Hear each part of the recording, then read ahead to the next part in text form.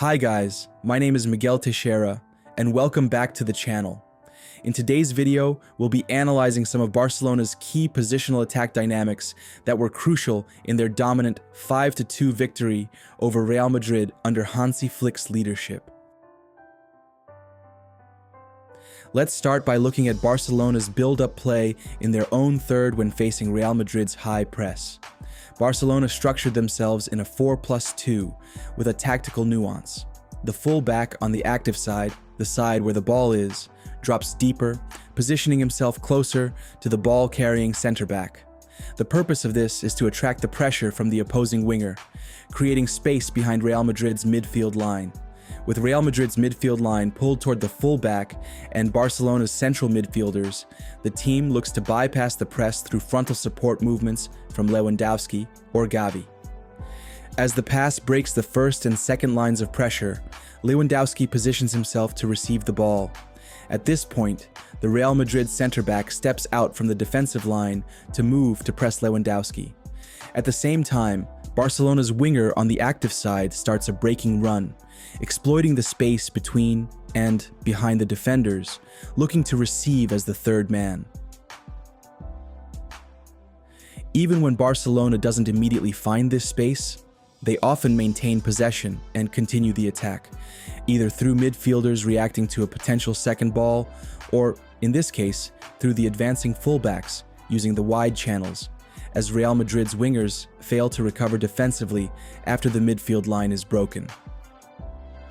From this point on, whenever space is available, Barcelona advances toward goal, always with the dynamic between the winger and the fullback, or the winger and one of the central midfielders, to create 2 versus 1 situations against the fullback, while 2 or 3 more options arrive through the central channel to support the attack.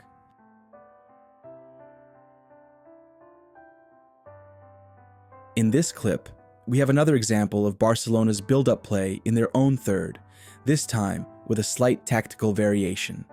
The full-back on the active side once again drops deeper, moving along the wide channel to position himself closer to the ball-carrying center-back. However, this time, the midfielders occupy different positions, intentionally creating opposite movements. The midfielder on the ball side moves closer to the ball carrier to draw in Real Madrid's midfielder, while the opposite Barcelona midfielder overloads the ball side and looks to exploit the space behind Real Madrid's midfield line. Here, with Barcelona's central midfielder facing Real Madrid's last defensive line, we see Gavi and Lewandowski maintaining their positions to offer frontal support, once again forcing the center-back to step out of the defensive line to press.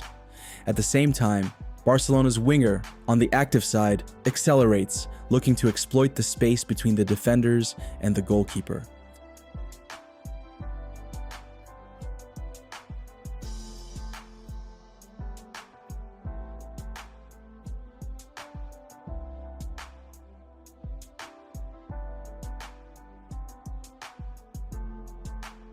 In higher areas of the field, Barcelona alternates between a 4+2 and 4+1 structure, with Casado positioned behind Real Madrid's first line of pressure, and Pedri varying between positioning on the same line as Barcelona's defensive midfielder and a higher position on the left, occupying the half space, just like Gavi on the right.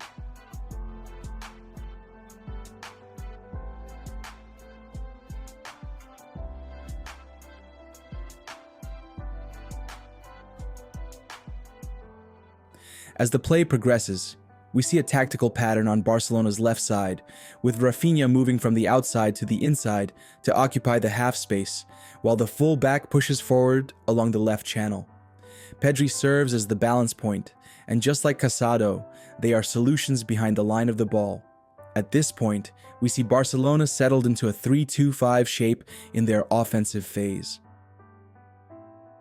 Alejandro Balde in the final third often forces Rodrigo to drop back and support his fullback, while Rafinha positions himself inside the opposing fullback to ensure he receives the ball behind his direct opponent, setting himself up to attack the goal.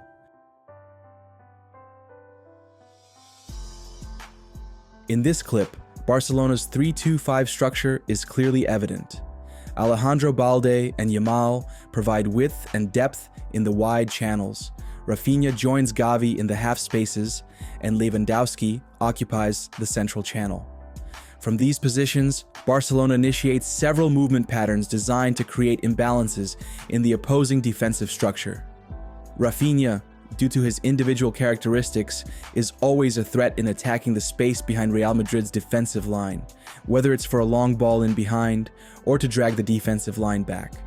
Lewandowski drops deeper for frontal support, and Gavi, also crucial, moves from inside to outside to pull Camavinga and create space between Real Madrid's central midfielders. Even without Lewandowski accelerating the play toward goal, Barcelona consistently finds new spaces. In this case, Camavinga steps inside and Gavi becomes the free player on the outside. From here, the team accelerates toward the goal. Now let's focus on Gavi's movement. After pinning the defender inside, he releases the ball to Yamal on the outside. This moment exemplifies Barcelona's common attempt to create 2 versus 1 situations in the wide channels.